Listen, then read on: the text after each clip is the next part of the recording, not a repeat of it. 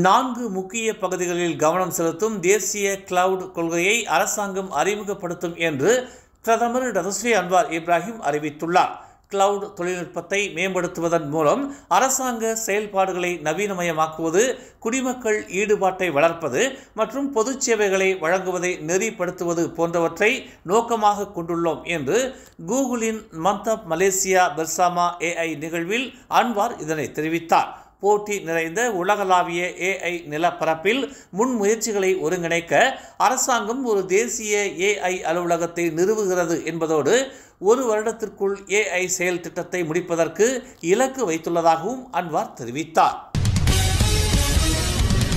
நேபாளத்தில் பெய்து வரும் தொடர் மழையால் வெள்ளம் மற்றும் நிலச்சரிவு ஏற்பட்டு தொலைத்தொடர்பு அம்சங்களும் பாதிக்கப்பட்டுள்ள நிலையில் அந்நாட்டிற்கான பயணத்தை ஒத்திவைக்குமாறு மலேசியர்கள் அறிவுறுத்தப்படுவதாக வெளியுறவுத்துறை அமைச்சு தெரிவித்துள்ளது. கடந்த செப்டம்பர் 26ஆம் தேதி முதல் பெய்து வரும் தொடர் மழை காரணமாக அந்நாடு முழுவதும் பல நெடுஞ்சாலைகள் மற்றும் சாலைகள் வெள்ளத்தில் மூழ்கி போக்குவரத்து துண்டிக்கப்பட்டதாக நேபாள தலைநகர் காட்மண்டுவில் உள்ள மலேசிய தூதரக அதிகாரி முகமது ஃபிர்டாவுஸ் அஸ்மான் தெரிவித்துள்ளார். இன்று முதல் வரும் வெள்ளிக்கிழமை வரை மழை தொடரும் என்று நேபாளத்தின் நீரியல் மற்றும் வானிலை ஆய்வு மையம் எச்சரித்துள்ளது. காட்மாண்டுவிலிருந்து வெளியேறும் அனைத்து வழிகளும் தற்போது துண்டிக்கப்பட்டுள்ளதால் தங்கள் பயணத்தை சிறிது காலத்திற்கு ஒத்திவைக்குமாறு வெளியுறவு அமைச்சு கேட்டுக்கொண்டுள்ளது. கெடா பாலிங் மாவட்டம் வெள்ளத்தில் பாதிக்கப்பட்ட புதிய பகுதியாக அறிவிக்கப்பட்டுள்ளது.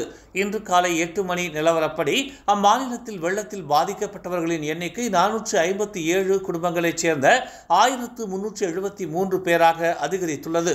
நேற்று இரவு இந்த எண்ணிக்கை 426 குடும்பங்களைச் சேர்ந்த 1332 பேராக இருந்தது. பாலி மாவட்டத்தில் திறக்கப்பட்டுள்ள தற்காலிக நிவாரண மையங்களில் 62 குடும்பங்களைச் சேர்ந்த 134 பேர் தங்க வைக்கப்பட்டுள்ளதாக சமூக நலத்துறையின் பேரிடர் தகவல் அறிக்கை தெரிவித்துள்ளது.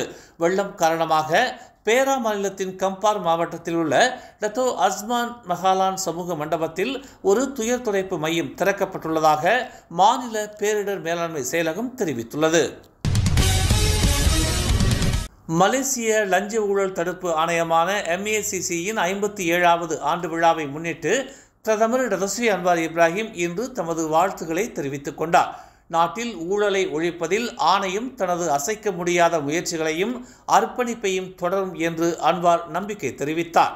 1967ஆம் ஆண்டு அக்டோபர் 1ஆம் தேதி உருவாக்கப்பட்ட ஊழல் எதிர்ப்பு முகமையான ACAவுக்கு மாற்றாக ஆணையம் நிறுவப்பட்டதாக அவர் சுட்டிக்காட்டினார். மலேசிய லஞ்ச ஊழல் தடுப்பு ஆணையத்தின் தலைமை ஆணையர் தான் ஸ்ரீ அசாம்பாக்கி புதிய குடிநுழைவுத்துறை இயக்குநரை விரைவில் சந்திக்க உள்ளதாக தெரிவிக்கப்பட்டுள்ளது. கோலாலம்பூர் சர்வதேச விமான நிலையத்தில் உள்ள டெர்மினல்களில் கவுண்டர் செட்டிங் செயல்பாடுகளை எவ்வாறு கையாள்வது என்பது குறித்த ஆலோசனைகள் முக்கியமாக விவாதிக்கப்படும் என்று அவர் கூறினார். குடிநுழைவுத்துறை குற்றங்கள் தொடர்பான விசாரணைகளை இலகுபடுத்துவதற்காக இன்று வரை 50 சந்தேக நபர்கள் தடுத்து வைக்கப்பட்டுள்ளதாக அவர் கூறினார். கோலாலம்பூர் அனைத்துலக விமான நிலையத்தின் டெர்மினல் 1 மற்றும் டெர்மினல் 2லும் ஏற்பட்ட கவுண்டர் செட்டிங் பிரச்சினை குறித்து அவருடன் விரிவாக விவாதிக்க விரும்புவதாக அசாம் தெரிவித்துள்ளார்.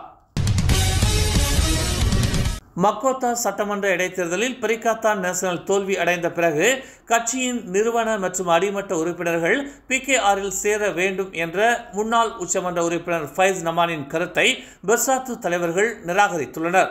பெர்சாத்து இளைஞர் பிரிவு தலைவர் வான் அமாட் ஃபைசால் வான் அமாட் கமால் ஃபைஸின் கருத்துகள் பொருத்தமற்றவை என்று தெரிவித்துள்ளார். பெர்சாத்துவில் இருந்தபோது அரசியலில் பல்வேறு வெகுமதிகளையும் வாய்ப்புகளையும் அனுபவித்ததை பற்றி ஃபைஸ் சிந்திக்க வேண்டும் என்று ஸ்லாங்கூர் பெர்சாத்து துணைத் தலைவர் ரஃபீக் அப்துல்லா நினைவுறுத்தியுள்ளார். மேலும் செய்திகளை தெரிந்து கொள்ள தமிழ் மலர் நாளிதழை பாருங்கள். எங்களோடு இணைந்திருக்க மலர் டிவியை பதிவு செய்து கொள்ளுங்கள். உறவுகள் மகிழ்ந்திட விருப்பம் மற்றும் பகிர்வு சேவையை சொடுக்கிடுங்கள்.